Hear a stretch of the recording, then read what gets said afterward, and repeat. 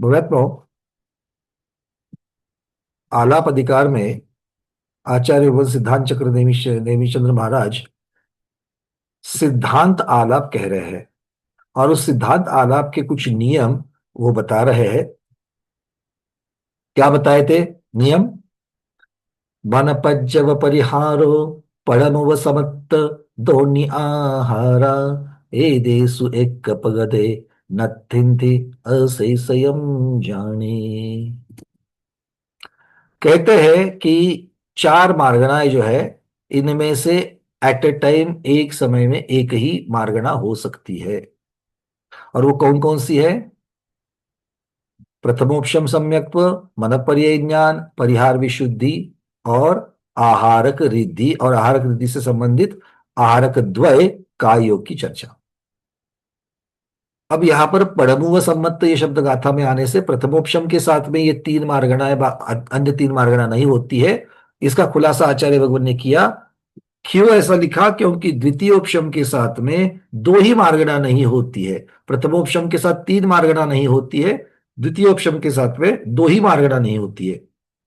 द्वितीयोपशम के साथ में कौन सी दो मार्गणाएं नहीं होती है? तो परिहार विशुद्धि और आहारक रिद्धि। ये दो आहारक रिद्धि संबंधी आहारक द्वय का योग मार्गणा जो है वो उसके साथ में नहीं होती है। ठीक है, इसके कारण भी उन्होंने कहे थे। सबसे पहले कहा था कि द्वितीयोपशम के साथ में परिहार विशुद्धि क्यों नहीं है, इसकी तीन चर्चाएं हम लोगों ने की थी कल। तो द्वितीयोपशम का समय इतना नहीं है कि जिसके अंदर परिहार विशुद्धि संयम को पाया जा सकता है, क्योंकि परिहार विशुद्धि संयम पाने के लिए जो प्रक्रिया है वो प्रक्रिया द्वितीयोपशम सम्यक्त्व के समय के अंदर नहीं हो सकती। इसलिए द्वितीयोपशम के साथ परिहार विशुद्धि को प्राप्त नहीं किया जा सकता। किंतु परिहार विशुद्धि के साथ में क्या द्वितीयोपशम से श्रेणी आरोहण की जा सकती है?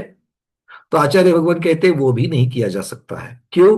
क्योंकि श्रेणी आरोहण करने से पूर्व अंतर्मुहूर्त पूर्व गमनागमन आदि क्रियाएं बंद होनी होती है। और इसीलिए अब गमनागमन की क्रियाएं बंद होने की वजह से परिहार विशुद्धि संयम की व्यक्तता नहीं हो सकती है। तो ऐसे जीव को परिहार विशुद्धि अगर प्राप्त हुई है तो परिहार विशुद्धि संयम लब्धि रूप रहेगा, उसकी व्यक्तता नहीं होगी, उस संयम को नहीं माना जाएगा और जीव द्वितीयोपशम के साथ में श्रेणी आरोहण करेगा। फिर तीसरी शंका उठाई गई कि द्वितीयोपशम करके नीचे उतर गए, श्रेणी आरोहण करके तो श्रेणी के गुणस्थान से नीचे आ गए, सातवें छठे में आ गए, किंतु अभी भी द्वितीयोपशम का समय बाकी है, क्या उस समय में वो अपना गमनागमन आदि शुरू कर सकते हैं? तो आचार्यों ने कहा नहीं, जब तक द्वितीयोपशम का समय है तब तक परिहार विशुद्धि की प्रकटता नहीं हो सकती है। एक बार द्वितीयोपशम का समय पूर्ण हो जावे उसके पश्चात ही परिहार विशुद्धि की व्यक्तता हो सकती है। तो इस प्रकार से हमने द्वितीयोपशम और परिहार विशुद्धि इनके संबंध में चर्चा की। अब चर्चा करते हैं द्वितीयोपशम सम्यक्त्व के साथ में मन परिय ज्ञान आप होता है ऐसा आपने कह दिया। प्रथमोपशम के साथ में जो नहीं होता वो द्वितीयोपशम के साथ में होता है, इसका कारण क्या है? प्रश्न समझ में आ गया सबको? प्रथमोपशम के साथ में मन परिय ज्ञान नहीं होता है किंतु द्वितीयोपशम के साथ में मन परिय ज्ञान होता है, इसका कारण क्या है? तो आचार्य भगवान कहते हैं कि प्रथमोपशम जब भी किसी को होता है वो मिथ्या दृष्टि को होता है। मतलब प्रथमोपशम में जीव कहां से आता है? मिथ्यात्व से आता है। फिर वो अनादि मिथ्या दृष्टि हो या सादी मिथ्या दृष्टि हो, वो आता तो है मिथ्यात्व से। और मिथ्यात्व से आए हुए जीव को, जो प्रथमोपशम में आ गया है जीव, उसके मन परिज्ञान होने की संभावना नहीं है। ठीक है, कारण बता दिया कि वो जीव मिथ्यात्व से आता है इसलिए उसकी संभावना नहीं है। फिर द्वितीयोपशम के साथ में मन परिज्ञान क्यों होता है? तो आचार्य कह रहे हैं कि वेदक सम्यक्त्व के पश्चात द्वितीयोपशम सम्यक्त्व को प्राप्त किया जाता है और ऐसी परिस्थिति में सम्यक्त्व से सम्यक्त्व में आए हुए जीव के मन परिज्ञान हो सकता है। ठीक है, तो आप कहां से आकर के द्वितीयोपशम को प्राप्त करते हैं या प्रथमोपशम को प्राप्त करते हैं, इसकी अपेक्षा से मन परिज्ञान होना या नहीं होना, इसकी चर्चा आचार्य भगवान ने की है। चलिए, अब परिहार विशुद्धि संयम जब जब जीव को, यहां पर शंका उठेगी कि द्वितीयोपशम के साथ में जब जीव श्रेणी आरोहण कर रहा है तो द्वितीयोपशम तो है किंतु परिहार विशुद्धि संयम निकल जाता है, तो क्या बिना संयम के जीव श्रेणी आरोहण करेगा? तो आचार्य कहते नहीं, हमने परिहार विशुद्धि संयम मार्गणा के भेद जब बताए थे तभी बताया था कि परिहार विशुद्धि वाला जीव यम नियम आदि से, 5 प्रकार की समिति, 3 प्रकार की गुप्ति आदि से छेदोपस्थापना संयम को भी धारण करता है, या एक यम नियम के साथ में वो सामायिक अर्थात अभेद रूप से सामायिक संयम को भी धारण करता है। मतलब जिस परिहार विशुद्धि संयमी को परिहार विशुद्धि के साथ साथ में सामायिक और छेदोपस्थापना संयम भी होते हैं, एट ए टाइम एक ही संयम माना जाएगा, किंतु इनको दो तो होते हैं। तो परिहार विशुद्धि जब नहीं रहेगी तो श्रेणी के गुण स्थानों में उनके पास बाकी के 2 संयम जो है वो रहेंगे, सामायिक और छेदोपस्थापना। चलिए, अब प्रश्न ये है, अब वो परिहार विशुद्धि और द्वितीयोपशम, इनकी जो चर्चा चल रही थी, शंका कर अभी भी नहीं छोड़ रहा है आचार्य भगवान को। वो और एक चीज बोलता है, वो बोलता है कि जब जीव मान लो 11वां गुण स्थान है या श्रेणी से उतर रहा है, और अगर वो मरण करे, वो अगर मरण करे तो उसके पास द्वितीयोपशम अभी भी है कि नहीं है? है, द्वितीयोपशम है। तो वो ऐसे जीव की चर्चा कर रहा है जो परिहार विशुद्धि जो परिहार विशुद्धि को लब्धि रूप में रख रहे हैं, और श्रेणी आरोहण में उसकी व्यक्तता नहीं है, किंतु श्रेणी से उतरते वक्त उनकी आयु पूर्ण हो जाती है और वो मरण को प्राप्त होते हैं, किंतु उनका अभी तक द्वितीयोपशम का समय बाकी है। ऐसे जीव के बारे में चूंकि द्वितीयोपशम का समय बाकी है और वो देवगति जा रहे हैं, तो देवगति में द्वितीयोपशम को लेकर के जाएंगे, तो ऐसे जीव के परिहार विशुद्धि संयम होने में क्या अड़चन है? शंकाकार कुछ भी नहीं छोड़ रहा है। देखो, मतलब लब्धि में है तो भैया प्रकट करो, वो ऐसे वो पीछे लगा हुआ है। आचार्य भगवान उसको याद दिलाते हैं, भाई समझ लो कि द्वितीयोपशम के साथ में अगर जीव मरण करेगा तो मरण के पश्चात विग्रह गति के प्रथम समय से ही उसका चौथा गुण स्थान हो जाएगा, और चौथा गुण स्थान असंयम का है, वहां पर परिहार विशुद्धि नहीं हो सकती है, इसलिए परिहार विशुद्धि वहां भी संभव नहीं है। ठीक है, कितनी सुंदर तरीके से ये सब चीजें उन्होंने बताई है, हम लोग समझ सकते हैं। ठीक है, तो ये हम सबको समझना है कि 4 मार्गणाओं में से एट ए टाइम एक ही मार्गणा हो सकती है, ऐसा आचार्य भगवान यहां पर कहते हैं। बोलिए हिमांगी दीदी, प्रश्न आपका। वंदना भी ऐसा ही आहार द्विग के लिए कोई कारण है कि वो भी क्यों इसकी साथ इसकी इतनी सूक्ष्म चर्चा जो है वो आचार्यों ने यहाँ पर नहीं रखी। ये भी सारी चर्चा जो है वो धवला जी से उन्होंने प्राप्त की है, रतनचंद मुक्तार जी महाराज ने, पंडित जी ने। किंतु एक बात यहाँ पर है कि द्वितीयोपशम के साथ में बाकी का नहीं होना, इनकी चर्चा होती है। प्रथमोपशम के साथ में मन परिज्ञान क्यों नहीं होता, ये तो बात बता दी, किंतु प्रथमोपशम के साथ में परिहार विशुद्धि संयम क्यों नहीं होता वो भी बता दिया, क्योंकि समय के अभाव की अपेक्षा कह दिया। उसके पश्चात फिर तीसरा जो है आहारक रिद्धि के बारे में उन्होंने ये बात नहीं कही है। अब आहारक रिद्धि और परिहार विशुद्धि साथ में होने के लिए आहारक रिद्धि में पुतला जो है, क्योंकि रिद्धि में मुख्यतः से काय योग किसकी अपेक्षा से होगा, आहारक पुतले के शरीर की अपेक्षा से होगा, और परिहार विशुद्धि किसकी अपेक्षा से होगा, मूल औदारिक शरीर की अपेक्षा से होगा। तो एट ए टाइम कौन से शरीर का प्रयोग माना जाएगा? तो या तो आहारक का योग होगा या तो औदारिक का होगा, और जब आहारक का योग चल रहा है तब औदारिक का योग नहीं होगा। मतलब जो भी कार्य होगा, जो भी आत्मा जहां पर जिस शरीर को कंट्रोल कर रही है या जिसके साथ में रह रही है, वो आहारक रिद्धि के शरीर के साथ में जा रही है, और ऐसे समय में मूल शरीर से गमनागमन परिहार विशुद्धि शक्य नहीं है। ये बात हम लोग तर्क से कर सकते हैं, यहां पर ये चर्चा उन्होंने नहीं उठाई है, किंतु ठीक। वैसा ही तर्क या आहार द्विक और द्वितीयोपशम प्रथमोपशम में भी ले सकते हैं ना। प्रथमोपशम की द्वितीयोपशम में अपेक्षा भी से प्रथमोपशम की अपेक्षा से अगर लिया जाए, तो जो कारण उन्होंने परिहार विशुद्धि को लिया है कि, या द्वितीयोपशम को लिया है कि भैया जो परिहार विशुद्धि को जो लिया है उन्होंने, कि जो जीव मिथ्यात्व से आता है प्रथमोपशम में, जो जीव मिथ्यात्व से आता है, तो उसके साथ में फिर ये छठे गुण स्थान में आहार कृद्धि होने वाले जीव भी जो है वो बहुत ही विरले है। बहुत ही विशेष परिस्थिति में आहार कृद्धि को प्राप्त किया जा सकता है। तो जो संयम तप की बातें हैं वो ऐसी जगह पर नहीं होगी। तो ये हम लोग समझ सकते हैं। अब वहां पर पुरुष वेद ही कहा गया है, स्त्री वेद और नपुंसक वेद नहीं। कुल मिलाकर आप उसको वस्तु स्वभाव मान सकते हैं, और वस्तु स्वभाव के अंतर्गत कुछ तर्क के अंतर्गत कारण आ सकते हैं, बट ज्यादा जाकर के हम लोग तर्क नहीं करेंगे। ठीक है, चलिए प्रमोद जी। तो जैसे उतरते वक्त पांचवा गुण स्थान भी तो रह सकता है, तो उसमें भी मन पर ज्ञान नहीं हो, मतलब वो संयम नहीं होगा, क्योंकि मन पर ज्ञान के गुणस्थान ही नहीं है पांचवा। नहीं, जैसे वो मतलब अच्छा, छठे से चालू। जब तक द्वितीयोपशम है, द्वितीयोपशम के साथ में मन पर्याय को उन्होंने कोई उसका प्रॉब्लम नहीं है। प्रथमोपशम के साथ में अगर देखेंगे, नहीं, द्वितीय उपसम की बात कर रहा हूँ मैं। अगर द्वितीय उतर रहा है वो, तो पांचवें गुण स्थान में भी तो आता है। नहीं, अगर वो तो द्वितीयोपशम के साथ में मन पर्याय ज्ञान का उन्होंने निषेध किया ही नहीं है। तो परिहार विशुद्धि का संयम अच्छा, भी निषेध। परिहार विशुद्धि की बात कर रहे थे। अच्छा, परिहार विशुद्धि की अगर बात करें तो वो पांचवें गुणस्थान में आएंगे, तो पांचवें गुणस्थान तो संयम असंयम का है, वो भी परिहार विशुद्धि का नहीं है। सकल मतलब संयम है परिहार हाँ, विशुद्धि। सकल संयम की बात वहां पर पांचवें गुणस्थान में नहीं कर सकते। ठीक है, रेखा दीदी। हाँ, वंदना भैया। जैसे द्वितीयोपशम के साथ परिहार विशुद्धि का निषेध किया है, लेकिन वो लब्धि रूप बताया है। तो प्रथमोपशम के साथ मनोपर्याय ज्ञान को ऐसा लब्धि रूप भी नहीं हो सकता है।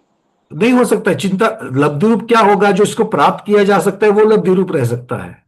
लेकिन क्या वो मनोपर्याय, यानी कि वो ये मत मिथ्यात्व से भूलो, आता है। ये मत भूलो, प्रथमोपशम वाला आया कहां से है? मिथ्यात्व से आया तो है। मिथ्यात्व में क्या उसके पास में परिहार विशुद्धि थी जो उसके साथ में लब्धि रूप में रह सकती है? नहीं। नहीं नहीं, मनोपर्याय ज्ञान की बोली में।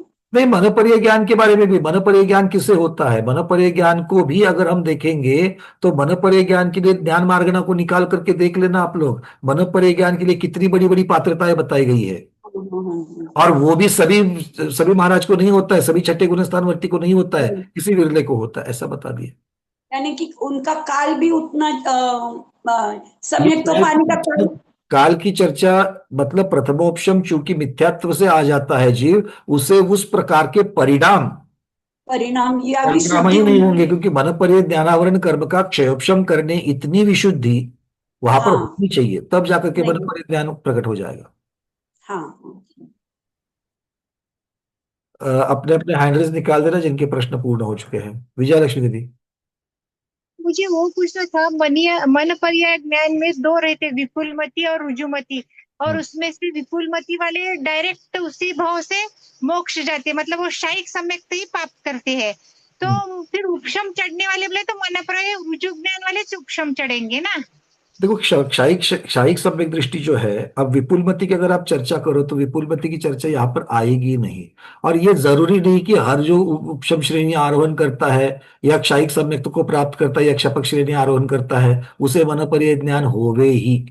नहीं नहीं, जो मुनि मन पर्याय ज्ञान वाले हैं हम्म। वो मुनि उपशम श्रेणी चढ़ेगा, तो वो रुजुमति वाला उपशम श्रेणी चढ़ेगा, युवती वाले विपुलमति वाला नहीं चढ़ेगा, क्योंकि चलेगी। विपुलमति वाला शायिक सम्यक के साथ ही जाएगा, कि उसी भाव से वो मोक्ष जाएगा। बिल्कुल, यह ध्यान सागर जी महाराज ने उस दिन ये क्लियर किया था कि जो विपुलमति जैसे तीर्थंकर है, विपुलमति मन पर्य ज्ञान की जो वो धारक होते हैं, बट हमने ये पॉइंट रखा है उनके सामने अभी भी कि एक उस भाव में अगर उनको उपशम श्रेणी चढ़ करके आना है, तीर्थंकरों की बात नहीं कर रहे हम, किंतु जो विपुलमति मन पर्य ज्ञानी है, तो क्या वो एक बार उपशम श्रेणी चढ़ करके आकर के फिर से क्षपक श्रेणी चढ़ सकते हैं? क्षायिक के साथ में तो दोनों भी पॉसिबल है। तो क्या इसका निषेध कहीं किया गया है? तो गाथा प्रमाण है, तो उसको हम लोग संकलित करना चाहते हैं, तो देख लेते हैं उसको, अगर वो मिलेगा तो हम आपसे शेयर कर लेंगे किंतु अभी तो इसी प्रकार का सीधी बात है कि विपुलमति मन पर एक यानी अंतिम भव के धारक है, क्षयिक सम्यक दृष्टि हो जा करके वो क्षपक श्रेणी ही साधेंगे, और वहां पर तो ये बातें ही नहीं चलेगी। ठीक है, चलिए, क्लियर है सबको? अब चलते आगे। अब यहां से आगे आचार्य भगवान निर्वृत्त, अभी अभी हम लोग चर्चा कर रहे थे कि द्वितीयोपशम के साथ में अगर जीव मरण करे, द्वितीयोपशम के साथ जीव मरण करे, तो जो चर्चा उस दिन सर्वात सिद्धि के समय भी चल रही थी गुरुओं के साथ में, जहां पर धवला के प्रकरण को लिया गया था, कि उपशम श्रेणी चढ़ करके उतरते समय मरण संभव है, और वहां पर तो मुख्यतः से शुक्ल लेशा होती है। तो शुक्ल लेशा के साथ जीव मरण करके 16 स्वर्गों में कैसे उत्पन्न हो सकता है?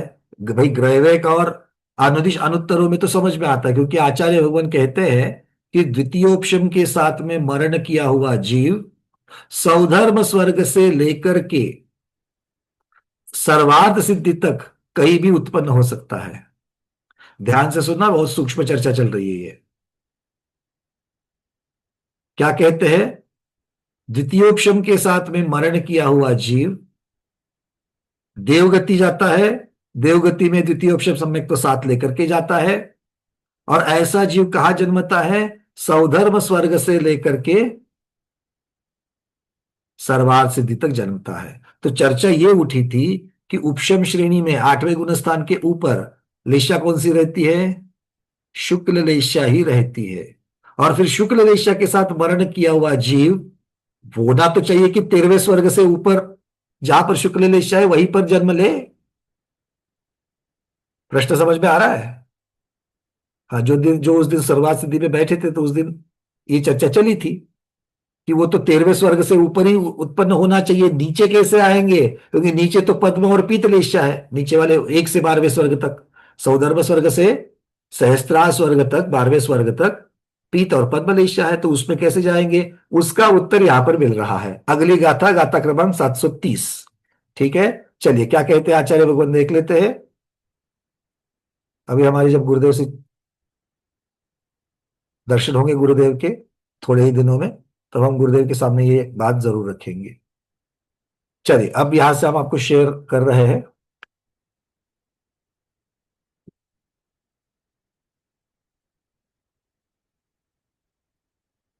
विधिव समसमत्तम सेडिदो दिन्नि अवरिदादिसु सग सगले सामरिदे देव अपच्चत्त गेव हवे।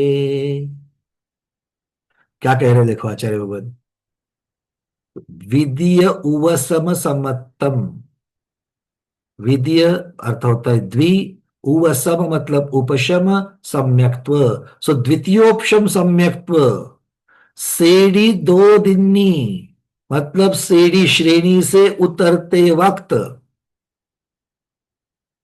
अविरदादिसु असंयत आदि गुणस्थान को पाने वाले जीव सग सग लेसा स्व स्व लेशा के अनुसार मरिदे अगर मरण करते हैं तो देव अपज्जत्तग पज्जत्त गेव हवे, अर्थात वो देवगति के अपर्याप्त काल में उपशम सम्यक्त्व के साथ होते हैं, द्वितीय उपशम सम्यक्त्व के साथ होते हैं।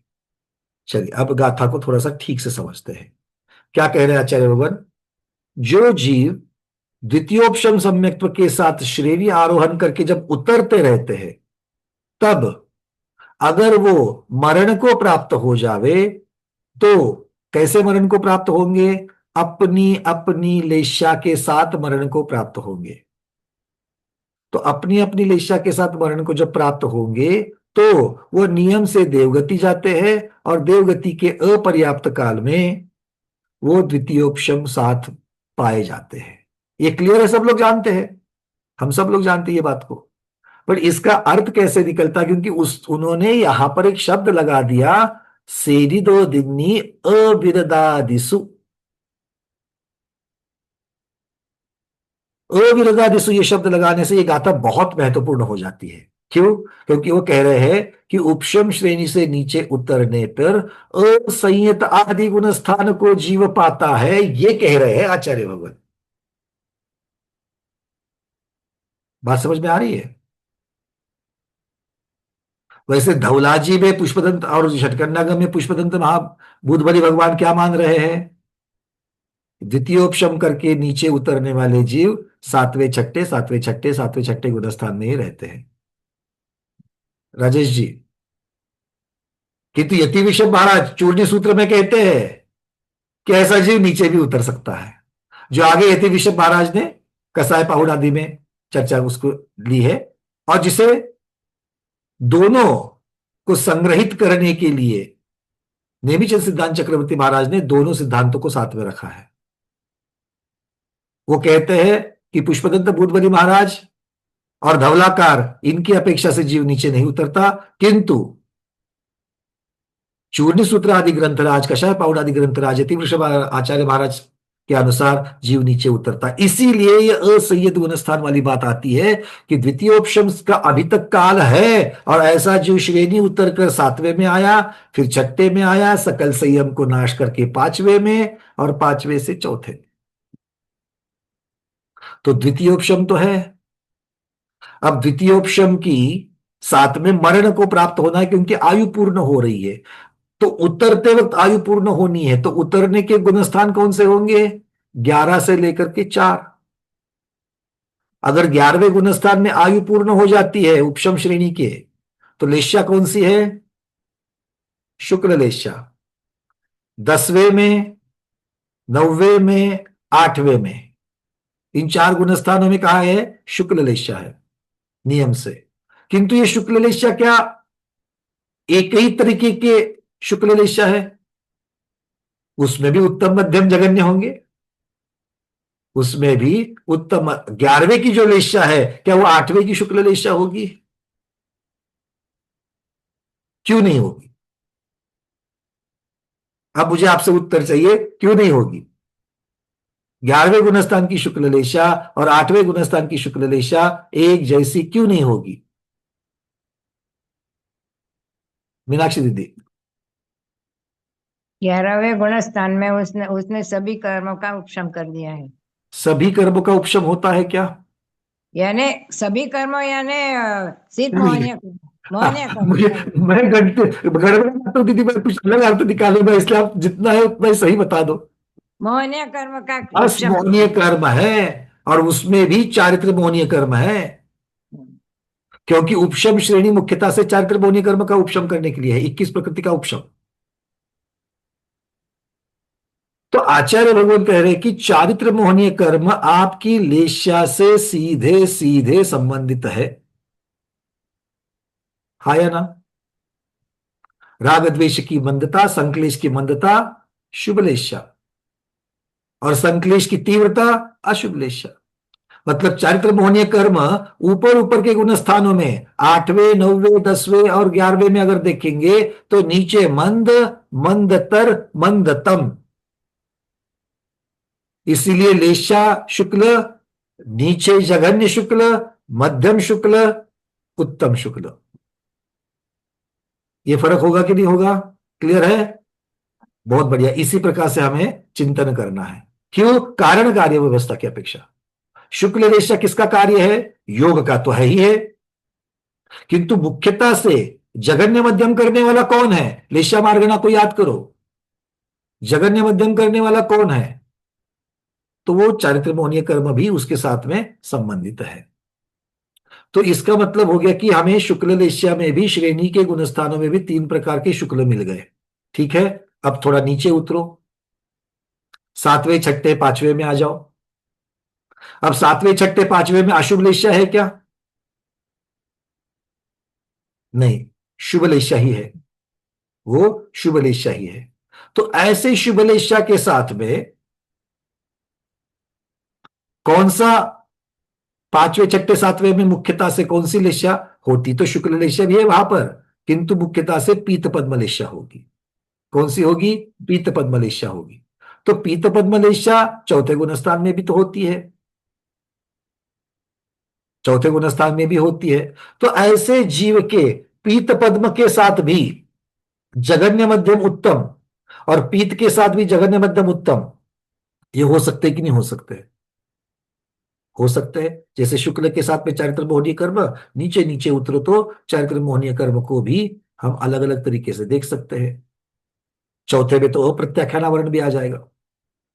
तो इसका अर्थ ये हो गया कि ये जो जीव है, वह चूंकि ये श्रेणी से नीचे उतर रहे हैं, यहां पर अशुभ लेश्या की बात नहीं होती है, भले वो 4थे गुणस्थान में आ जाए या फिर मरण के पश्चात आ जाए। क्लियर है? तो द्वितीयोपशम के साथ में 11 से चौथे गुणस्थान तक के गुणस्थान, उसमें आयु पूर्ण होती है, तो शुभलेशा के साथ में मरण करके ये जीव कल्पवासियों में जा रहे हैं। और शुभलेशा मतलब पीत पद्म शुक्ल, और प्रत्येक के 3 भेद। ठीक है, इसी अपेक्षा से आचार्य भगवान कह रहे हैं कि जहां पर लेशाओं में बदलाव है, उसी कारण की वजह से जीव देवगति में एक जगह पर नहीं, अलग अलग जगह पर जन्म ले सकते हैं। ठीक है, और फिर वो यहां पर कह रहे हैं जो सचमुच में याद करने की जैसा है, हमेशा के लिए याद करने जैसी ये बात आचार्य भगवान यहां पर कह रहे हैं। क्या कह रहे हैं वो? कि अगर उत्कृष्ट शुक्ल लेशा के साथ में 11वें गुणस्थान आदि में अगर मरण करते हैं, जहां पर उत्कृष्ट शुक्ल लेशा है, तो जीव नियम से मरण करके 9 अनुदिश 5 अनुत्तर वासी विमानों में जाएगा। उसकी एक रेंज होगी, क्योंकि आप सब लोग जानते हैं उत्तम शुक्ल लेशा भी अगर करेंगे तो उत्तम शुक्ल लेशा में भी क्या कम ज्यादा होते हैं? अविभाग प्रतिच्छेद कम ज्यादा होंगे। तो कोई सर्वार्थ सिद्धि जाएगा, कोई बाकी अनुत्तरों में जाएगा, कोई अनुदिश में जाएगा। मतलब उत्तम शुक्ल लेशा के साथ भी इंटरनल उसके प्रभाव होते हुए जीव अनुदिश और अनुत्तर में उत्पन्न होगा, किंतु अनुदिश अनुत्तर में होगा अगर वो उत्तम शुक्ल लेशा के भेद के साथ जाएगा। तो अगर मध्यम शुक्ल लेशा के साथ जाएंगे, और ये उपशम श्रेणी के गुणस्थान होंगे, मतलब 8 से 11 वाले की चर्चा चल रही है, अगर मध्यम शुक्ल लेशा के साथ मरण करेंगे तो 13वें स्वर्ग से 9वें ग्रह वेग तक उत्पन्न होंगे, या यूं कहिए 9वें ग्रह वेग से 13वें स्वर्ग तक, ऊपर से नीचे उतर रहे हैं। ठीक है, लिख लिया? अकलंक स्वामियों लिख लिया? चलिए, बहुत बढ़िया। अरे हाँ कैसे बोलते हो? अकलंक स्वामी तो लिखते नहीं थे, याद करते थे, है ना? चलिए, अब नीचे रह गया कौन सा? जघन्य शुक्ल लेशा। अब आचार्य कहते हैं जघन्य शुक्ल लेशा या फिर उत्कृष्ट पद्मलेशा, क्योंकि श्रेणी में उन्होंने क्या कहा? मध्यम शुक्ल लेशा और उत्कृष्ट शुक्ल लेशा, ये श्रेणी में कही। और अब श्रेणी के नीचे 7वें 6ठे गुणस्थान में भी तो शुक्ल लेशा है, किंतु वो जघन्य है। तो वो उसकी अपेक्षा से कह रहे हैं अगर जघन्य शुक्ल लेशा या उत्कृष्ट पद्मलेशा, उसके नीचे कौन सी होगी? उत्कृष्ट पद्मलेशा। इन 2 लेशाओं के साथ में अगर मरण करते हैं तो 11वें और 12वें स्वर्ग में जन्म लेते हैं। फिर और नीचे उतरो, अब नीचे क्या होगा? मध्यम पद्मलेशा। मध्यम पद्मलेशा ब्रह्म ब्रह्मोत्तर, 5वें और 6ठे। 5वां ब्रह्म ब्रह्मोत्तर, वहां से लेकर के 6 कल्प लगा लेना। ब्रह्म ब्रह्मोत्तर, लांतो कापिष्ट, ये 2 और 2 4 हो गए, क्योंकि और शुक्र महाशुक्र, क्योंकि शतार सहस्त्रार तो आपने मध्यम के साथ ले लिए। ठीक है, तो जघन्य शुक्ल लेशा हो या फिर उत्कृष्ट नहीं सॉरी, मध्यम पद्मलेशा की बात चल रही है। मध्यम पद्मलेशा के साथ में ब्रह्म आदि 6 कल्प बताए, मतलब 5वां 6ठा 7वां 8वां 9वां 10वां, 5वें से 10वें स्वर्ग आ जाएंगे। नाम क्या है? ब्रह्म ब्रह्मोत्तर, लांतो कापिष्ट, शुक्र महाशुक्र, ये आ जाएंगे। अब कौन बच गया? अब बच गई जघन्य पद्मलेशा और उसके नीचे की उत्कृष्ट पीतलेशा। इसके साथ में मरण करेंगे तो सानत कुमार, माहेंद्र, 3रा 4था स्वर्ग। और मध्यम तेजलेशा, मध्यम पीतलेशा के साथ में अगर मरण करेंगे तो सौधर्म ईशान स्वर्ग में, 1 2 स्वर्ग में जाएंगे। तो मध्यम पीतलेशा से नीचे के, मतलब अब कौन सी पीतलेशा रह गई? जघन्य पीतलेशा रह गई। जघन्य पीतलेशा के साथ में इनमें मरण नहीं कहा गया है। क्यों? क्योंकि जघन्य पीतलेशा के साथ कहा जाएंगे भवनत्रिक में। सौधर्म स्वर्ग से नीचे क्या है? भवनत्रिक में जाएंगे। और भवनत्रिक में ये सम्यक दृष्टि जाएंगे क्या? द्वितीय ऑप्शन वाले नहीं जाएंगे। ठीक है, बातें समझ में आ रही क्या? जय श्री श्राम दीदी, आपने हैंड रेस किया है। हाँ वंदना भैया जी, हमने ऐसा सुना है कि यदि उत्कृष्ट शुक्ल लिस्य है, वज्र वृषभ नारा सहनन नहीं है, तो वो 9 ग्रव्य का अनुदिश तक ही जाएगा। यदि वज्र वृषभ नारा सन है तब ही वह सर्वसिद्धि में जाएगा 5 अनुत्तरों में। बिल्कुल गुड, क्योंकि यहाँ पर अभी आचार्य महाराज ने यहाँ पर जो है सहनन की चर्चा नहीं करी है। इस गाथा में सिर्फ द्वितीयोपशम की अपेक्षा से चर्चा की है, और द्वितीयोपशम के साथ में लेशांश के साथ में बताया है। तो धवला जी पुस्तक 2 और उसमें भी पृष्ठ क्रमांक 562 लिख लेना, जिनको रेफरेंस चाहिए वो। धवला जी पुस्तक 2 पृष्ठ क्रमांक 562 562, उसकी अपेक्षा से ये जो विशेषार्थ जो है ये रतनचंद पंडित जी ने यहां पर लिखा है। अब इसके साथ में जब जीव सहनन की चीजें जोड़ेगा और बाकी चीजों की भी उसमें क्या क्या आवश्यकता है, उसके अनुसार इसमें थोड़ा बहुत बदलाव हो सकता है। बट मुख्यतः से लेश्या की अपेक्षा जो प्रकरण चल रहा था वो यहां पर बताया है। ठीक है, चलिए। वंदना। और किसी को 730 नंबर की गाथा पर कोई प्रश्न है?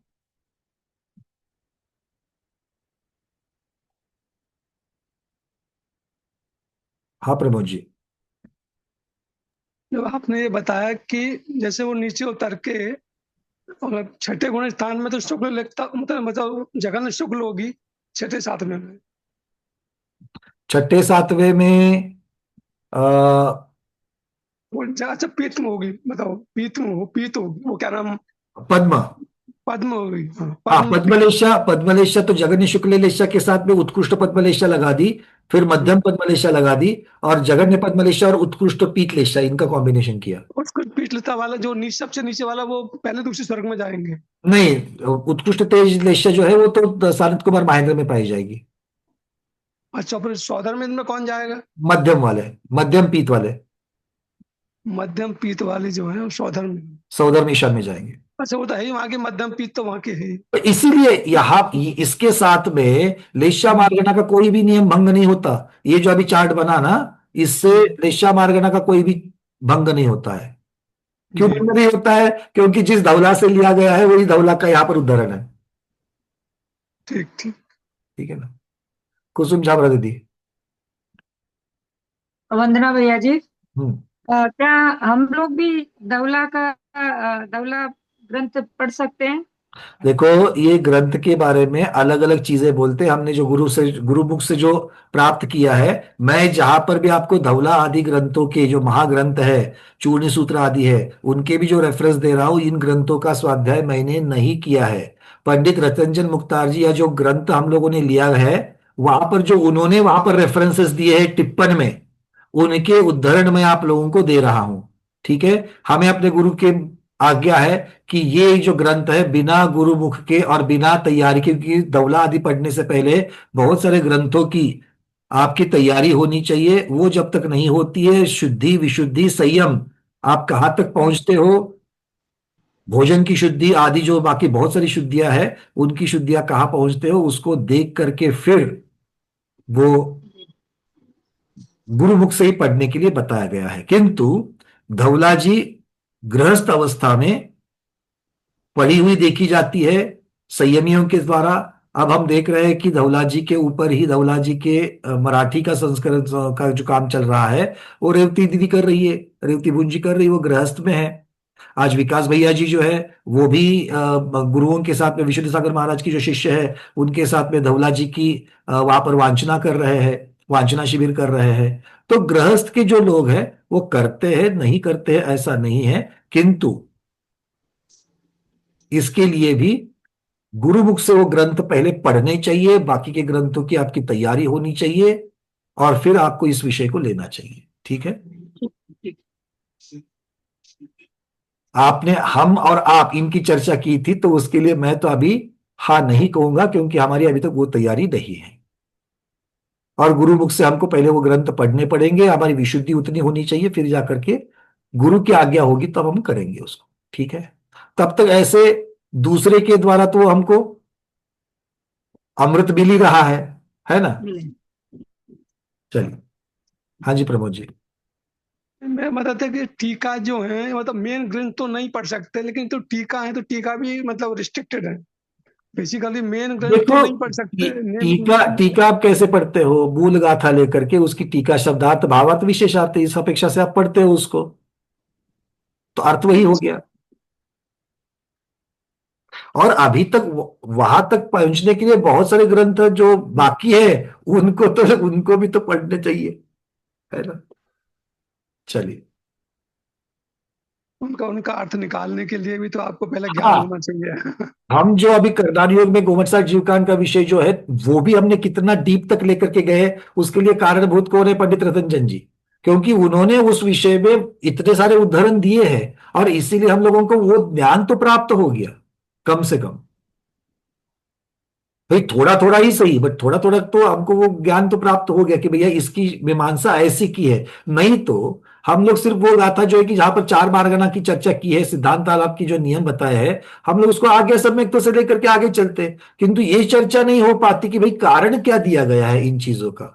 तो ये सारी चीजें जो है तो महाग्रंथों से ही खुलेगी। तो हमें उल्टा नहीं करना है कि मुझे वो पढ़ना है करके मैं कुछ भी करके उस लेवल को नीचे खींच करके अपने हिसाब से उसको पढ़ लूं। नहीं, हमें उस लेवल में लेकर के जाना है, ताकि अभी एक प्रसंग मुझे याद आ रहा है।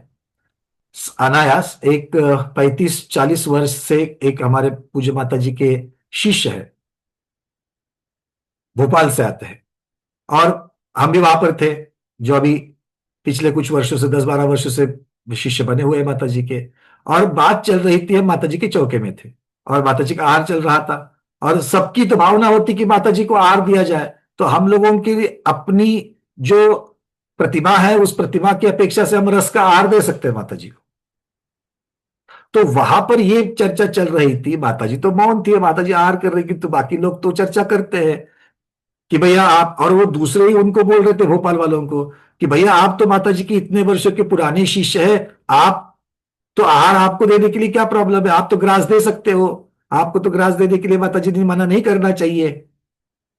तो हमारे मुख से अनायास ये बात निकल करके गई कि माता जी के जो नियम है कि हम दो प्रतिभाधारियों, या फिर जैसे कि शुद्र जल त्यागी, इनसे ही हम आहार लेंगे, उनको उनके नियम से नीचे उतारने की जगह पर हमें खुद को उतना संयमी बनाना चाहिए ताकि हम उस पात्रता में आ जाए और फिर माता जी को आहार दे सके।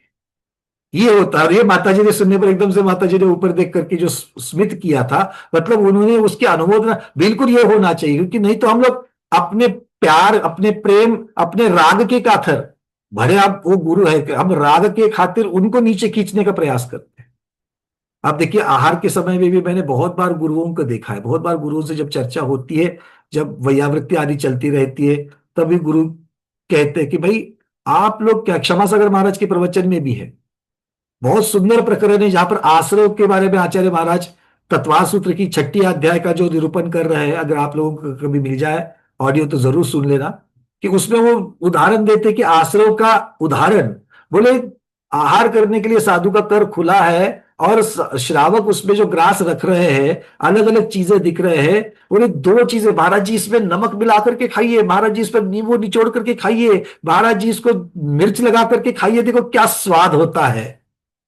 ये सामने से श्रावक बोलता है, और बोले हम वहां पर अपने रसना इंद्रिय के विजय की प्रैक्टिस वहां पर कर रहे हैं, उसकी परीक्षा वहां पर दे रहे हैं, और सामने से श्रावक हमको बोलते हैं महाराज जी इसके साथ में ये मिला करके खाए। बोले आप वहां पर मिला रहे हैं, यहाँ पर कर्म का आश्रय हो रहा है, आप सामने मिला रहे हो, यहाँ पर कर्म का आश्रय हो रहा है। तो आश्रय की जो 25 क्रियाएं बताई गई है, उस क्रिया का वर्णन करते हुए आचार्य ये गुरुदेव क्षमा सागर जी महाराज ने बड़ा सुंदर उदाहरण दिया है। मतलब हम अपने राग की अपेक्षा से, हम क्या सोचते हैं, श्रावक क्या सोचता है, भाई 24 घंटे में एक बार खाना है, एक बार पानी पीना है, तो अच्छी तरीके से हो जाए, सारी चीजें उनको मिले। क्यों? क्योंकि हम लोगों को कभी चाय पीने की आदत है, कभी नाश्ता करने की आदत है कि नहीं अरविंद जी? तो हम लोग चाहते हैं कि हमारे गुरु को भी सारी चीजें, बट वो तो अपनी ही साधना में मस्त है। तो इसीलिए अगर साधु किसी कारण से अपनी कर को बंद करके मुट्ठी कर लेते हैं, अगर मुट्ठी नहीं खोल रहे हैं, तो उन्हें फोर्स नहीं करना चाहिए। एक बार तो ध्यान सागर जी महाराज जी हमको कहा था वैयावृत के समय में, हमने ऐसे ही पूछने के लिए, महाराज जी आहार के इसमें कुछ हमें, महाराज जी बोले हम तो आहार के बारे में क्या कहेंगे, हम आहार के बारे में क्या सूचना देंगे आपको? क्या नहीं, आप जो खिलाते हो हम खा करके शांति से संतोष से आ जाते हैं। बट बोले एक बात आप लोगों को, दातारों को याद रखनी चाहिए, साधु जब आपके चौके में आता है वो किसके लिए आता है? आहार करने ही आता है ना, क्या भाग जाने के लिए आता है? तो आहार करने के लिए आया है। आपने जो चीजें बनाई है जो उनके नियम के अनुसार बनती है वो सब लेकर के जाएंगे, अपने भूख के अनुसार वो लेकर के जाएंगे। आपको ऐसा क्यों लगता है? आप लोग उनको फोर्स क्यों करते हो? फोर्स करने से आपको क्या लगता है कि ये साधु भाग जाएंगे और भाग जाने से पहले मैं उनको सब कुछ खिला दूं? आप फोर्स क्यों करते हो किसी भी चीज का? बोले अगर आप भोजन करने के लिए बैठे, चार चीजें होती है आपकी थाली में, चार चीजों में से दो चीजें आपको बहुत अच्छी लगी और एक आध चीज उतनी अच्छी नहीं लगती है, वो खराब बनी है नहीं है, वो अच्छी नहीं, क्योंकि हर एक की रुचि है, हर एक की रुचि है। तो क्या जो चीज आपको कम अच्छी लगती है, अगर वो कोई आपको फोर्स कर करके आपकी थाली में फिर से रख देवे, अब थाली में झूठा तो छोड़ना नहीं है, तो क्या आप पसंद करोगे इस चीज को? सोचो, अपने ऊपर लेकर के सोचो, फिर हमको समझ में आता है कि नहीं, फोर्स नहीं करना चाहिए। जब साधु मुट्ठी बंद कर रहे हैं इसका मतलब ये है कि अब उनको वो चीज नहीं चाहिए, खत्म हो गई बात। हमको वो इशारा समझना है और उसके हिसाब से हमें आहार करना है। चलिए विषयांतर हो जाएगा, आगे बढ़ते हैं। प्रभु जी कोई प्रश्न है पूछिए। नहीं नहीं, मेरा हो गया। अरविंद जी। वरना भैया जी, ये जो असंयत सम्यक दृष्टि जो दिए है निरुक्त में, जो द्वितीय शब्द के साथ जो जाते हैं, तो एक द्वितीय शब्द का काल है वो कब पूरा होगा? पर्याप्त के अंतर्मुहूर्त जो है वो अंतर्मुहूर्त पूर्ण होगा तो द्वितीय अक्षम पूर्ण हो जाएगा। मतलब निवृत्त परक की अवस्था में हो गया या पर्याप्त होगा तब होगा? यूं नहीं नहीं, ये जरूरी नहीं है, वो जरूरी नहीं है ना। निरुक्त पर्याप्तक अवस्था में पूर्ण होता ही होता है। नहीं तो देवगति के पर्याप्तक अवस्था में द्वितीयोपशम पाया जाता है, ऐसा मार्गणा की अपेक्षा अंतर्भाव अधिकार में आ जाएगा, वो आता नहीं है।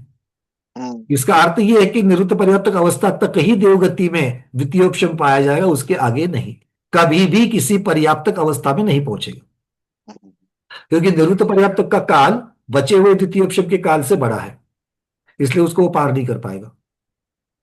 द्वितीयोपशम के बचे हुए काल से देवगति के निरुक्त पर्याप्तक का काल बड़ा है, तो इसलिए वो उसको पार नहीं कर पाएगा।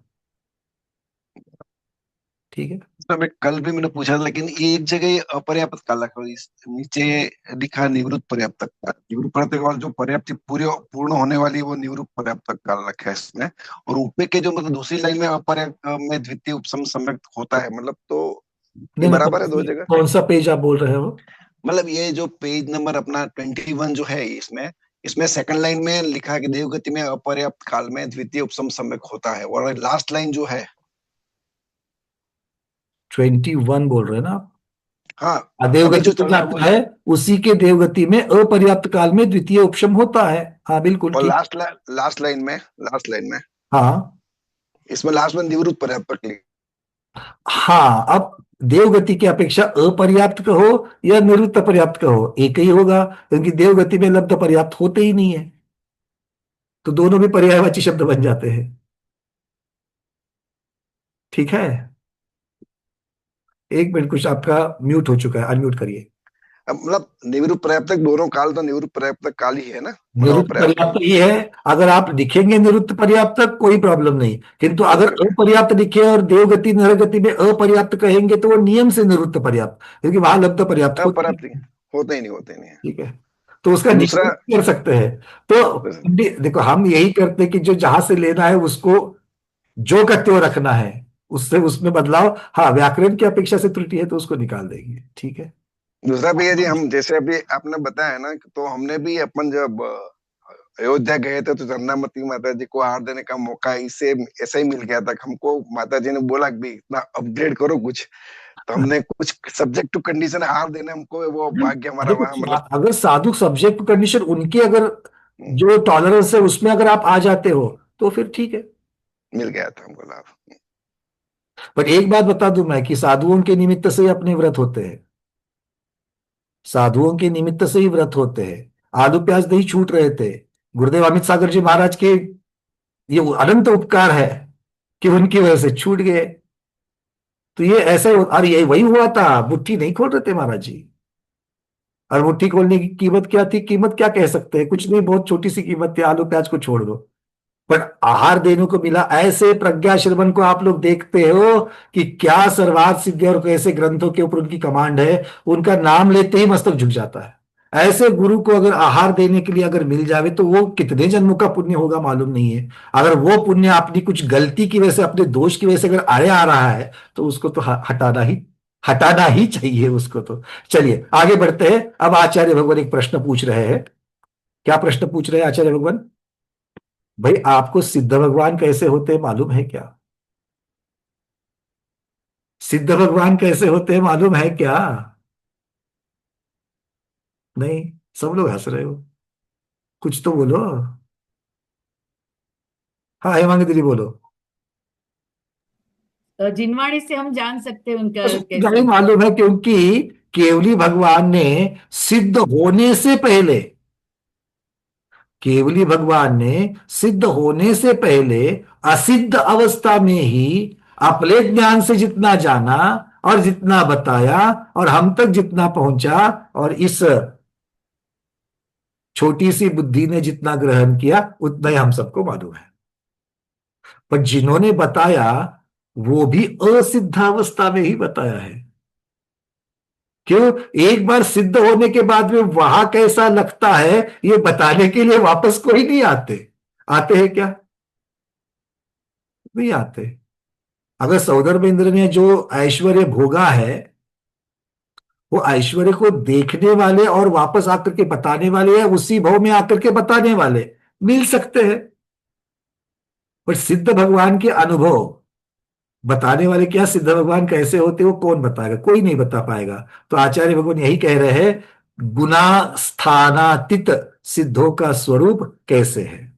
ठीक है, तो इसीलिए ये भूमिका हमने बनाई, क्योंकि बहुत बार शिविर में हमें ये प्रश्न आए थे कि भैया ये सिद्धों का जो स्वरूप है ये आगम में जो केवली भगवान ने बता दिया, केवली भगवान भी स्वयं सिद्ध नहीं बने थे तभी उन्होंने बताया था, तो बिना अनुभूति के, बिना अनुभव के कैसे बताया? तो बिना अनुभव के ज्ञान से भी बहुत कुछ चीजें बताई जा सकती है, हाँ या ना? बिना अनुभूति के ज्ञान से भी, है ना? देखो सामने आपके अगर कोई ठिठुर रहा है, ठंड से, ठंड से ठिठुर रहा है, तो आप दूर खड़े होकर के बोल सकते कि नहीं बोल सकते कि ये ठंड है वहां पर करके? सामने वाला खड़ा है, उसको पसीने पसीने हो रहे हैं, दिख रहा है, सूर्य माथे पर है, तो आप बोल सकते कि नहीं भैया गर्मी है। तो लक्षण को देख करके परिस्थिति का या जीव का ज्ञान होता है कि नहीं होता है? होता है। तो वो लक्षण कौन से है कि जिन लक्षणों को लगा करके हम सिद्धों के बारे में जान सकते हैं, सिद्ध बने बिना सिद्धों के बारे में जान सकते हैं। समझ में आ गई बात? क्या करना है? सिद्ध बने बिना, आपको किसी को भी हम सिद्ध बनने के लिए नहीं बोल रहे हैं, क्योंकि आपको सिद्ध बनने के लिए क्या करना पड़ेगा? आपको सिद्ध बनने के लिए क्या करना पड़ेगा? अरे बाकी की बातें बाद में, पहले मरण तो करना पड़ेगा, क्योंकि इस भाव में तो सिद्ध नहीं बन सकते हैं। तो पहले तो अगले भाव में जाने के लिए इस भाव को तो मरना पड़ेगा, है? और किसी को भी मरना पसंद नहीं है। तो इसीलिए सिद्ध भगवान को लक्षणों के द्वारा कैसे पहचाने, ये आचार्य भगवान कह रहे हैं। चलिए गाथा क्रमांक 731 और 732, 731 और 732 हमारे सामने। सिद्ध भगवंतों का स्वरूप कैसा है? गुण स्थानातीत। आचार्य भगवान कह रहे हैं, सिद्धाणम सिद्ध गई केवल नानम च दंसनम खय्यम सम्मत्तमणाहारम उवजोगा नक्कमापौती गुण जीव ठान रहिया सन्नापज्जति पान परिहीण सही सनवमग्गणूणा सिद्धा सुद्धा सदा होती। हम सिद्ध ना बन करके भी सिद्ध भगवान कैसे होते हैं, उन लक्षणों के द्वारा कैसे जाना जा सकता है? आचार्य भगवान कह रहे हैं, वो कह रहे हैं कि सिद्धों के, सिद्धाणम सिद्धों के, सिद्ध गई, सिद्ध गति। गति की अपेक्षा कौन सी गति है? सिद्ध गति। ज्ञान की अपेक्षा केवल नानम। दर्शन की अपेक्षा च लगा दिया था तो केवल दंसनम। सम्यक्त्व की अपेक्षा खय्यम सम्मत, मतलब क्षायिक सम्यक्त्व। अनाहारम, वो अनाहारक है। और उपयोग की अपेक्षा उवजोगानक मपौत्ति, ज्ञानोपयोग और दर्शनोपयोग की युगपत प्रवृत्ति। देखो सिद्ध भगवान कैसे होते, समझ में आ रहा है कि नहीं आ रहा है? सिद्ध भगवान समझ में आ रहा है कि नहीं आ रहा है? सिद्धों को आपने देखा है? सिद्धों को आपने देखा है? अब तक सिद्ध बने हैं नहीं, फिर भी लक्षणों को लगा दिया। कौन से लक्षण को लगा दिया? जिन लक्षणों को आप इन 20 प्ररूपणाओं में समझ चुके हो। तो गति किसे कहते हैं? गति किसे कहते हैं? हाँ, मुझे अब एक कौन से उत्तर चाहिए? घुमटसार जीव कांड के चाहिए। पारंपरिक उत्तर नहीं चाहिए, प्रश्न पत्रिका के उत्तर नहीं चाहिए मुझे। गति किसे कहते हैं दीपा दीदी? जो इस भव से दूसरे भव में लेके जाती है वो गति है। बहुत उसे बढ़िया, गति आपने कहते हैं। अधूरा उत्तर दे दिया। थोड़ा सा एक शब्द और आना चाहिए उसमें। रेखा दीदी, एक शब्द और आना जहाँ चाहिए। जहाँ जीव को आयु अ, आयु रोक सके। अरे वो तो आयु आयु कर्म की चर्चा है, वो तो गति कर्म की चर्चा नहीं। अरविंद जी,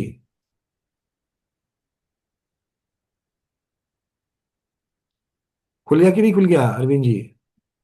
एक मिनट, अनम्यूट। हाँ, जीव की अवस्था मतलब। अरे नहीं, थोड़ा और अभी अभी दीपा दीदी ने आधा खींचा है, आधा ही बाकी है। हेमांगी दीदी, गति नाम कर्म के उदय से गति जीव नाम को कर्म, ये शब्द चाहिए मुझे। गति नाम कर्म के उदय से जीव एक भव से दूसरे भव में चला जाता है, उसे गति कहते हैं। किंतु ये जो परिभाषा है, ये जो परिभाषा है, वो परिभाषा किसको लागू होगी? संसारी जीव को लागू होगी। और इसीलिए तो इस प्रकार की परिभाषा के अनुसार गति के 4 भेद कहे गए। नरक, तिर्यंच, मनुष्य, देव। ये गति नाम कर्म की वजह से होते हैं और एक भव से दूसरे भव में भटकाते हैं। अब सिद्ध गति कह रहे हैं, किंतु गति कंसेप्ट तो हो गया जो वहां लेकर के जावे। तो सिद्ध गति नामक जो पंचम गति इस 4 की अपेक्षा से लक्षण बन गया, उपलक्षण बन गया कि ऐसी गति, गति अर्थात कारण, कि जो सिद्धों में, सिद्ध भव में, सिद्ध पर्याय में लेकर के जावे। तो गति एक पर्याय जनरेट करने का, एक पर्याय उत्पन्न करने का कारण जीव के बारे में कहा जाता है। इसलिए भगवान की गति कौन सी है? सिद्ध गति है। फिर ज्ञान, ज्ञान कौन सा है? केवल ज्ञान होगा। केवल ज्ञान है। अब ज्ञान, ज्ञान किसे कहेंगे? लक्षण ज्ञान किसे कहेंगे?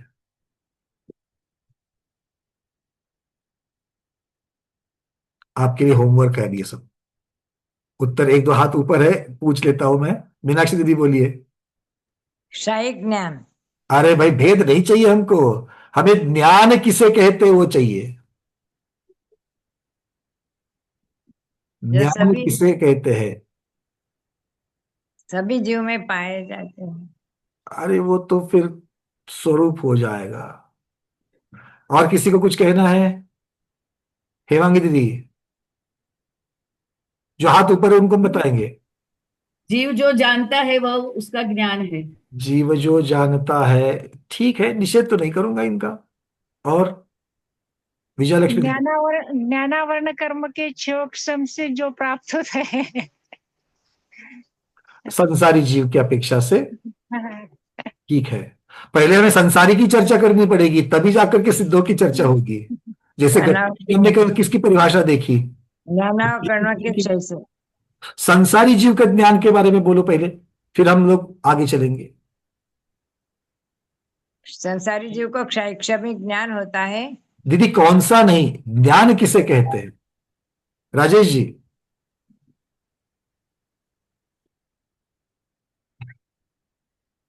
जिसके द्वारा जीव भूत भविष्य वर्तमान संबंधी पर्यायों को जो जानता है। पर्यायों को जानना, अकेले पर्यायों को जानना, और थोड़ा नजदीक जाइए। गुण और पर्याय। गुण और पर्याय, गुण गुण को ही जानेगा, और थोड़ा। द्रव्य, समस्त द्रव्य की। हम इस प्रकार से कह सकते हैं, विषय और विषयी इनका संबंध होने पर सामान्य प्रतिभास के अनंतर जो विशेष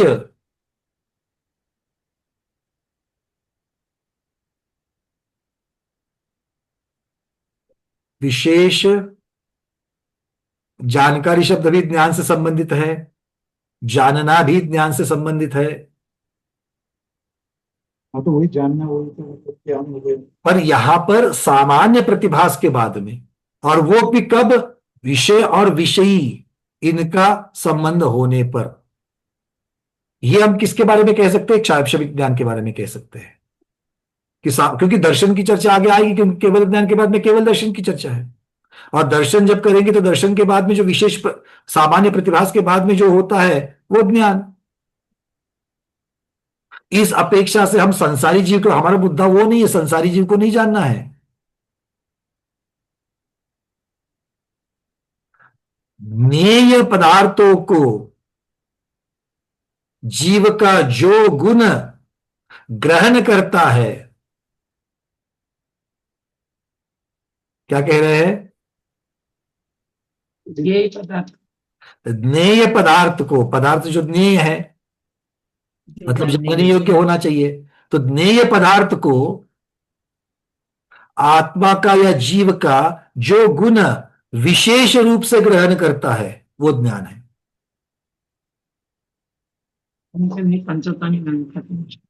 ऐसे ऐसा हो सकता है। देखो, एक तो जिनके बारे में जानना है वो ज्ञेय होना चाहिए, और दूसरा कौन जानेगा? जीव। जीव कैसे जानेगा? गुण से जानेगा।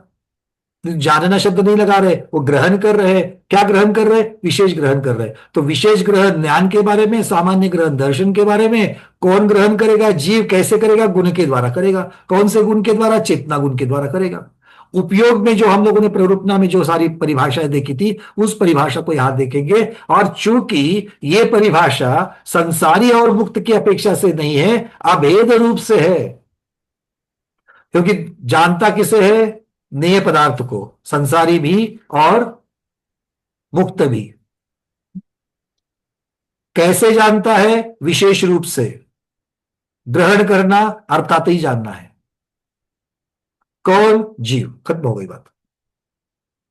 तो चूंकि यहां पर जीव है और अपने विशेष ग्रहण कर रहा है, कैसे? अपने गुण के द्वारा, आत्मा के द्वारा, तो वो केवल ज्ञान हो जाएगा। क्लियर है? और इसे सामान्य से अगर ग्रहण करेगा तो वो दर्शन हो जाएगा। भाई बातें क्लियर हो रही कि नहीं हो रही है? क्या मान्य नहीं हो रहा है? हम जो पढ़ करके आए हैं, हम उसी का सार निकाल रहे हैं। अगर उन मार्गना में जाकर के देखोगे तो आचार्य भगवान इसी प्रकार से हमें, क्योंकि उपयोग में ज्ञान और दर्शन दोनों की चर्चा चलती है। उपयोग में ज्ञान और दर्शन की दोनों की चर्चा चलती है, जो मुक्त में भी है और संसारी जीव में भी है। बस एक जगह पर छद्मस्तों में एक के बाद एक है, वहां पर युगपत है, इतना ही फर्क है। किंतु है क्या? उपयोग क्या कहा उन्होंने? उपयोग ज्ञान और दर्शन, ये दो भेद है उपयोग के। मतलब ज्ञान और दर्शन को उपयोगी कहा है, और उपयोग क्या है? चेतना की पर्याय है। चेतना क्या है? जीव का गुण है।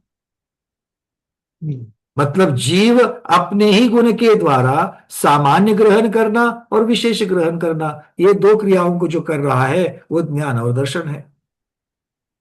क्लियर है? बराबर। तो केवली भगवान या सिद्ध भगवान ये कहेंगे, सिद्ध भगवान अपने ही चेतना गुण के द्वारा जो ज्ञेय पदार्थों को विशेष रूप से ग्रहण करते हैं, वो केवल ज्ञान है कि नहीं उनमें? तो भगवान में कौन सा ज्ञान है? केवल ज्ञान है। ठीक है? और ये परिभाषा आगे जो गाथा में उपयोग की अपेक्षा से दिखा है कि वो युगपत होता है।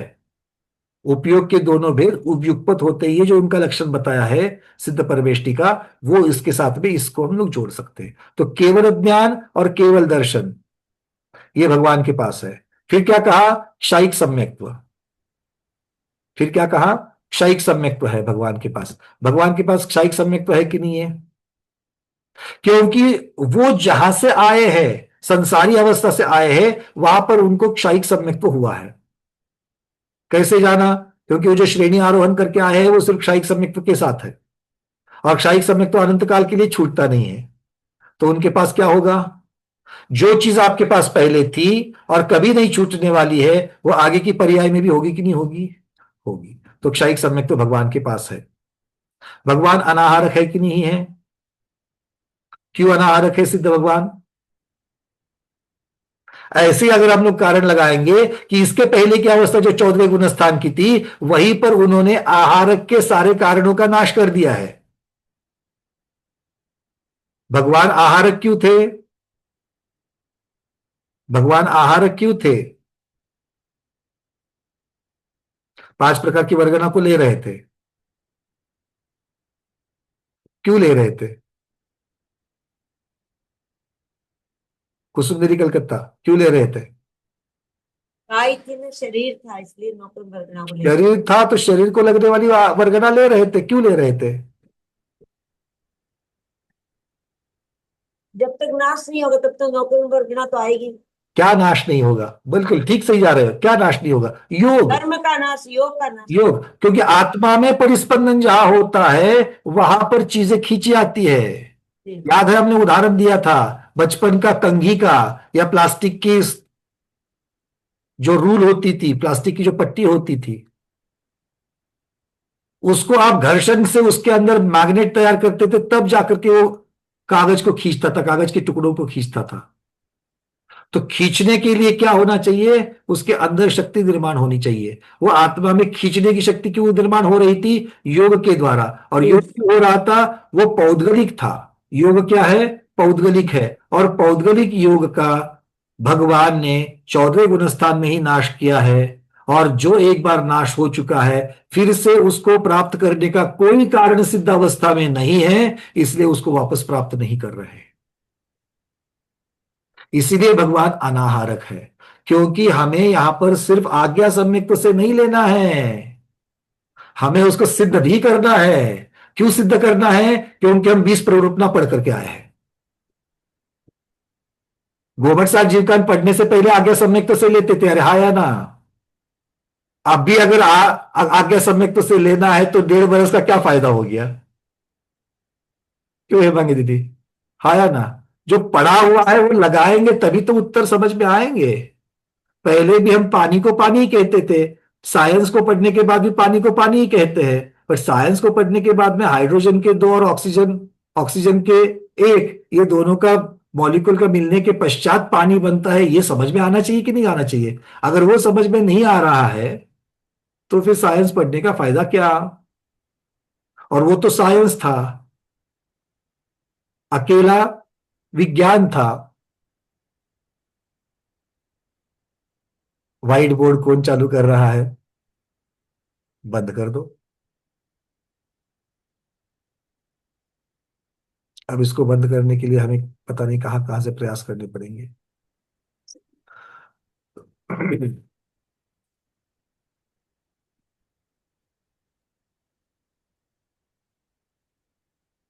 देखो ये ऐसे बीच में इतना गहन विषय चल रहा है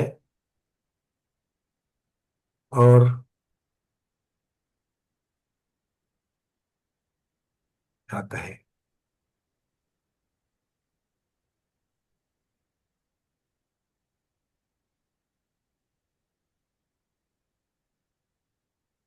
चलो, जिसने भी चालू किया तब बंद कर दिया। खैर, कुछ नहीं कहना उसमें मुझे, आगे कहते हैं। क्या कह रहे थे हम अधिगमन से इसको पढ़ रहे हैं कि नहीं पढ़ रहे हैं? तो अधिगमन से ही इसको लगाना है, ठीक है। सिद्ध गति, क्या क्या लगाया हमने? सिद्ध गति, केवल ज्ञान, केवल दर्शन, क्षयिक सम्यक्त्व।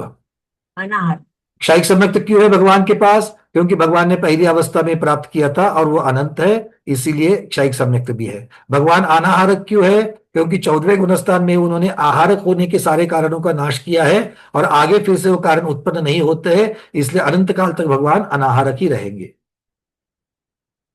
फिर ज्ञानोपयोग दर्शनोपयोग की उनकी युगपत प्रवृत्ति होती है। ठीक है, तो इस प्रकार से ये सिद्ध भगवान का स्वरूप आचार्य भगवान हमें बता रहे हैं। 731 नंबर की गाथा हो गई, अब 732 नंबर की गाथा में चलते हैं। क्या कह रहे हैं आचार्य भगवान? गुण जीव ठान रहिया, मतलब गुणस्थान जीव समास, जीव ठान मतलब जीव समान, रहिया सिद्ध भगवान गुणस्थान से परे है, जीव समास से परे है। फिर वही रहिया शब्द कहा लगेगा आगे, सन्ना पज्जति पान परिहीना, संज्ञा से, पर्याप्ति से और प्राण से रहित होते हैं। कितने बताए?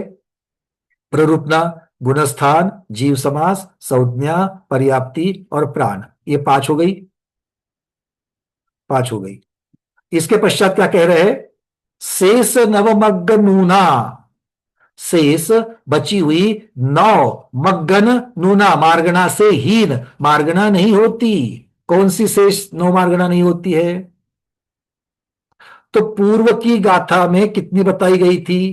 पहले गाथा में गति, सिद्ध गति, ज्ञान में से केवल ज्ञान, दर्शन में से केवल दर्शन, सम्यक्त मार्गणा में से क्षयिक सम्यक्त, आहार मार्गणा में से अनाहार, मतलब 5 मार्गणा में से कुछ न कुछ तो भगवान के पास है।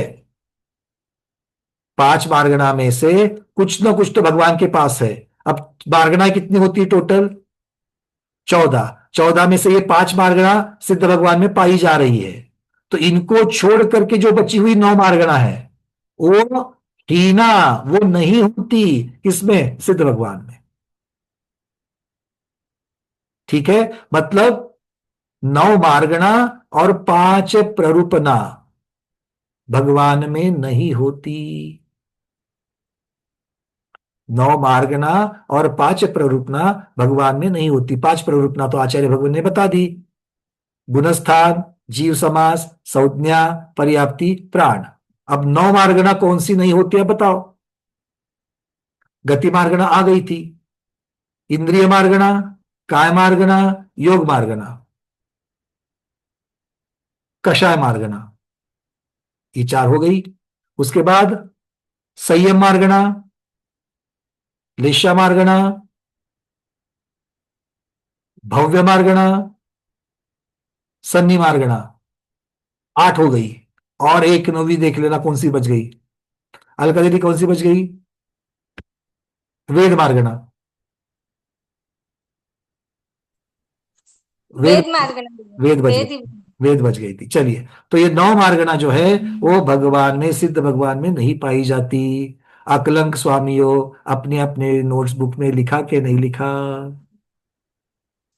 अच्छा, बाद में वीडियो सुन करके और पीडीएफ देख करके कर लो, कोई बात नहीं। ठीक है, चलिए, क्योंकि ये गणित जो है ना ये महत्वपूर्ण है, क्योंकि 20 प्ररूपनाओं में से 5 प्ररूपना और 9 मार्गणा भगवान में नहीं होती। तो 20 में से 14 प्ररूपनाएं नहीं होती है, 6 प्ररूपनाएं सिद्ध भगवान में पाई जाती है।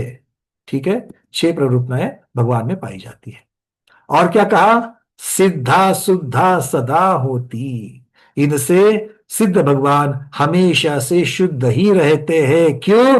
क्योंकि उनका पुनः अशुद्ध अवस्था से लेप अर्थात लेपन असंभव है। तो ऐसे शह प्ररूपना से सिद्ध, सदा सिद्ध, सदा शुद्ध, ऐसे उस अनंत सिद्ध परमेष्टि के श्री चरणों में बारंबार नमोस्त करते हैं। अनंत सिद्ध परमेष्टि भगवान की जय। कैसे है सिद्ध भगवान? जो सिद्ध गति के साथ है, जो केवल ज्ञान, केवल दर्शन, क्षयिक सम्यक्त्व, अनाहार, ज्ञानोपयोग और दर्शनोपयोग इनके साथ में है और बाकी सब मार्गणा प्ररूपनाओं से रहित है, ऐसे सिद्ध भगवान। क्यों? विषय किसका चल रहा है? मार्गणा प्ररूपना का चल रहा है, तो उसी को तो उनमें लगा करके देखेंगे। भले हमने सिद्ध भगवान को नहीं देखा है, भले हमने सिद्धावस्था की अनुभूति नहीं की है, किंतु मार्गणा चूंकि सिद्ध भगवान भी जीव है और जीव को मार्गना और प्ररूपणाओं के द्वारा खोजा जा सकता है, इसीलिए सिद्ध भगवान को भी मार्गना और प्ररूपणा के द्वारा व्यक्त उनका कथन किया जा सकता है, हाँ या ना। अब इतना सब करने के बाद में ना कहने का कोई कारण बचता ही नहीं है। दीपा दीदी, आपका प्रश्न है? हाँ, हैंडल्स हटा दीजिए। ठीक है, चलिए, आज का समय तो हो चुका है। अब सिर्फ 733 नंबर की गाथा, जो प्ररूपणा के ज्ञान का उपाय और फल है, बहुत महत्वपूर्ण गाथा है। ये हम कल रखेंगे। 733 और 734, ये दो गाथाएं सिर्फ इस गोमरसार जीवकान की बची हुई है, तो इसका समापन इन दो गाथाओं के साथ में हम कल करेंगे। आज इतना ही रखते हैं। आज अपना जो समय है वो पूर्ण हो चुका है। आज के स्वाध्याय को उन सिद्ध परमेष्ठी भगवंतों के श्री चरणों में बारंबार नमोस्तु करते हुए, हम सभी के गुरुओं के श्री चरणों में यथायोग्य नमोस्तु वंदामा इच्छाकार करते हुए यही पर समापन करते हैं। जैनम जयतु शासनम, जैनम जयतु शासनम, जैनम जयतु शासनम।